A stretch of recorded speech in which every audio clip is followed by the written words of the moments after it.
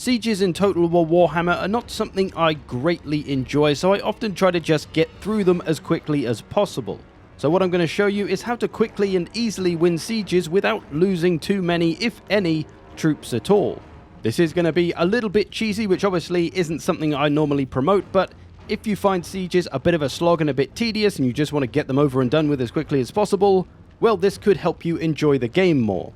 So in this siege, I'm facing pretty much 2 full stacks of Skaven. One of the armies isn't too much to worry about, but the other garrison army does have some pretty strong stuff. So how are we going to defeat all this with a measly single army that is half the size? Well, we're not going to use them. That's how we're going to win. This part of the army is going to do absolutely nothing and is simply going to fall back right now because I accidentally put them too close to the settlement in range of the towers.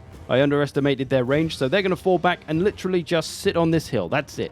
The other part of my army, though, is the key. This is the little special forces squad that is going to go and win the thing for us. But while I said that this army is going to do nothing, its placement over here is actually incredibly important to this plan. By putting most of my army over here, what I've done is drawn all the Skaven to be placed here by the AI, because they pretty much mirror wherever you put troops. And as you can see, this has led to the rest of the settlement being pretty much empty, which leaves this unoccupied. This is our key to triumph, the victory location. If we take this and hold it for a while, we win. And that's what we're going to try and do with our little special forces squad that is sneaking around this side. Now their placement was also very specific. I put them on this side of the big rock to the left so that it would draw the Skaven to the wall that mirrors this area. And as you can see, there's a whole bunch of Skaven there, so we have succeeded in drawing them to be placed where we want them to, which has left this whole side and this whole area completely empty. And that provides our special forces an opportunity to sneak in there and take that victory objective before the enemy even knows what the hell is going on.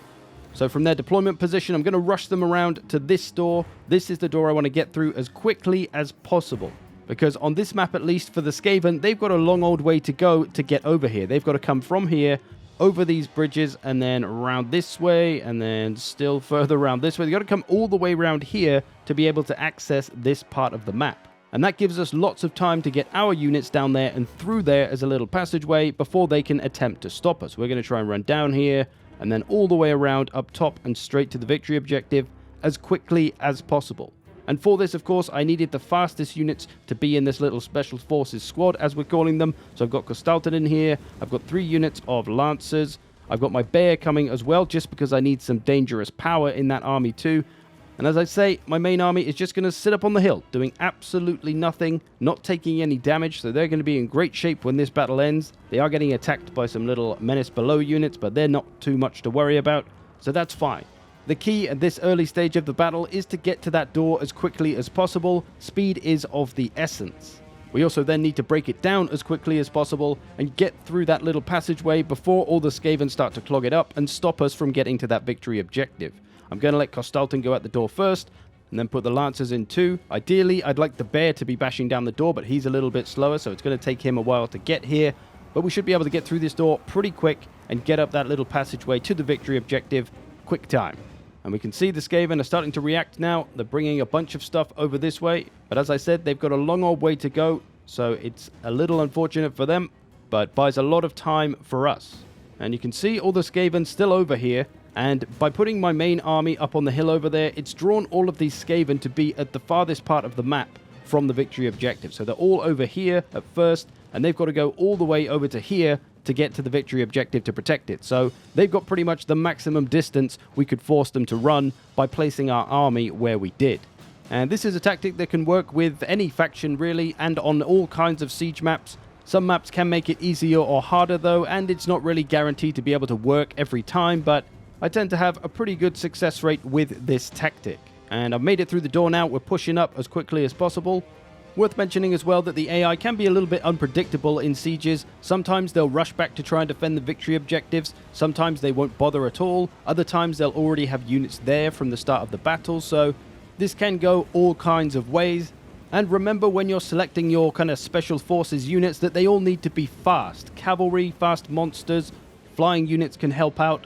And also, you do need some killing power. So for me, I've got Costalton on his Bear here, and I'm bringing the Elemental Bear because Winged Lancers won't really be able to stand up to some of the stronger Skaven units like the Rat Ogres.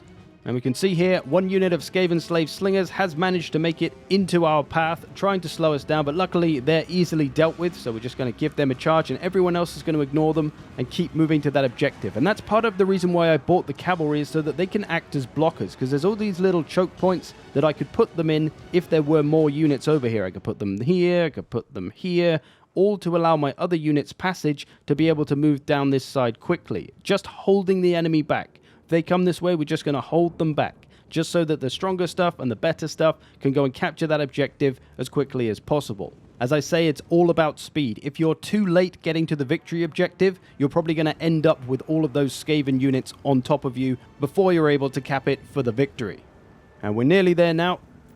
Worth noting as well that this tactic can be even more effective if you have units with stalk, so that the enemy won't even see them until they're right on top of your victory objectives. That's what I do with ogres and gorges. As they have stalk, you can just sneak them in the back door and take the victory objective before the enemy even realizes that they're there. So it's a pretty sneaky, cheeky little plan, certainly bordering on the cheese, if not all-out cheese, but I don't think it's that bad. It's just baiting the enemy and then attacking them somewhere they're not looking. It's classic strategy, really. All warfare is based on deception, yo, as good old Sun Tzu said. So if at the moment you're finding having to fight all the sieges a little bit tedious because the auto-resolve is obviously not very fair right now and really fucks us over, this can be a way to get through them easier and hopefully help you enjoy the game more.